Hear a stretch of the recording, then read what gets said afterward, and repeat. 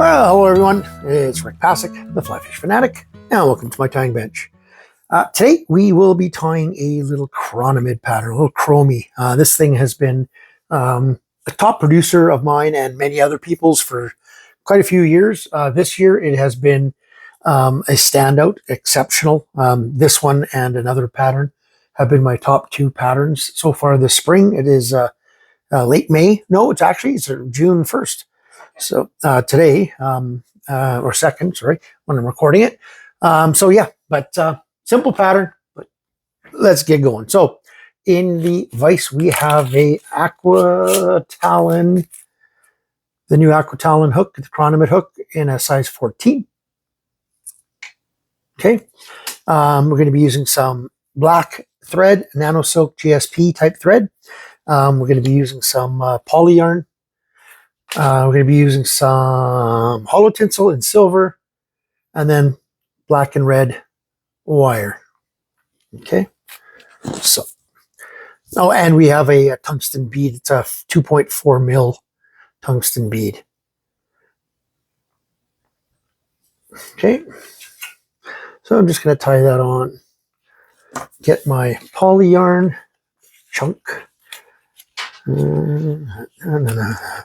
And it depends on how much gill you want, on how much poly yarn you use. I just use the one strand of this. I tie it a little long on purpose.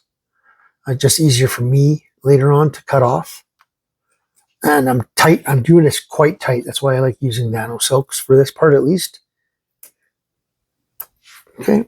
And then whip finish. And I whip finish down into a taper just to help the bead slide over top of that. Cut that off.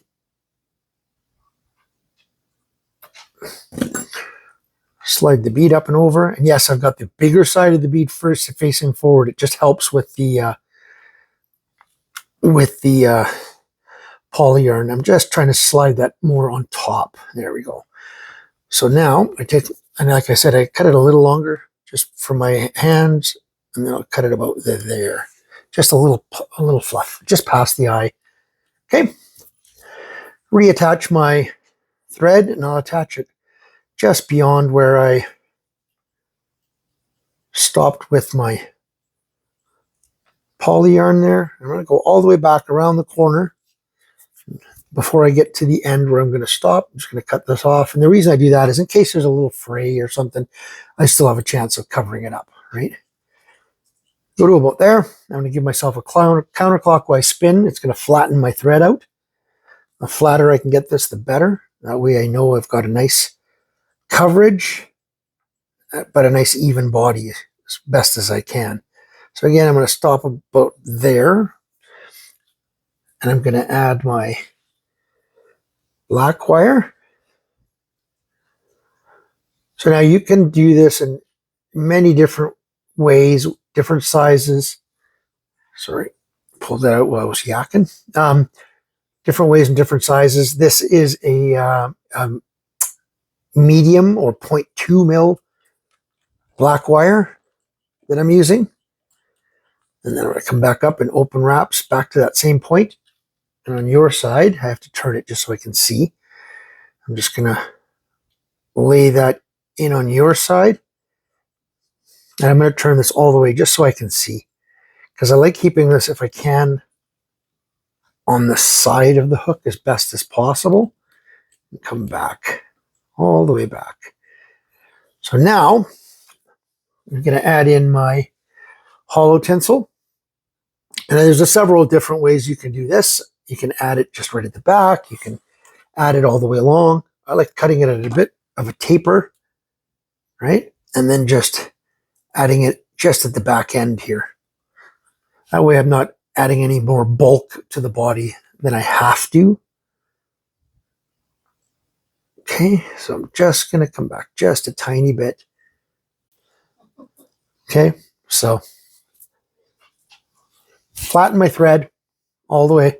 Get as flat as possible, right? And then I'm just going to make sure that I'm covering my entire body.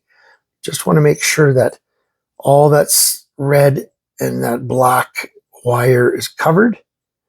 I'm going to come all the way to the front this time, back a bit, front, back. Just going to create a bit of that Chironomid taper, right? Counterclockwise spin again, get that thread flat. And then come back about halfway, and then back forward again. And then I'll stop right about there. Okay. Now I'm going to wrap my silver in touching, slightly overlapping. Not a massive deal if you don't get 100% coverage, but I mean, just for looks, just take your time and get that a nice full coverage there. Okay.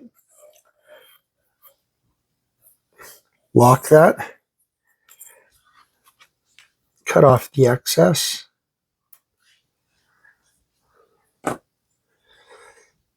Okay, I'm not worried about that little tag because it's all going to go away in a bit. So now I take my red or my black, whichever one, because they both got tied in at the same time. So, and I'm just going to make a nice rib coming forward.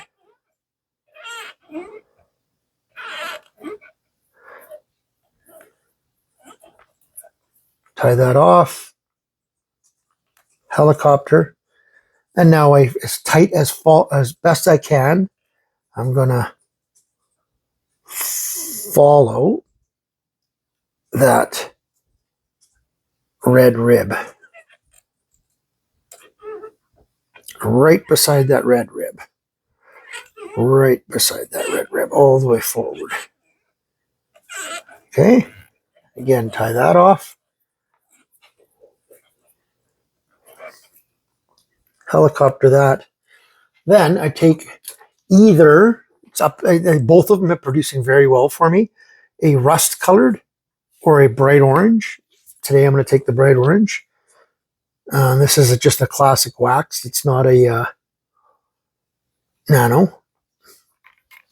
Just don't let those spin on each other. Cut that off. Push that out of the way. Cut off my nano. Take my whip finisher. And I'm just going to build up the slightest little orange HotSpot wing bud up at the front here. I don't want it huge, but I definitely want it to stand out. Like that. Just give that a good tug. Cut that off. Just make sure that looks okay. It does. I could just give that a little tiny light up with my lighter. Hopefully I don't melt my wing buds, or I mean my gills. And I take I prefer Sally Hansen's myself. Crazy Glue works, UV resin works. I just personally find UV resin, even the thinner stuff, adds too much bulk to them. Right, so that's why I like using a couple of coats of Sally's. So now it's going to look a lot thicker now than it will once it's dry, because it'll soak in a bit. Right, but there is the finished little Chromie.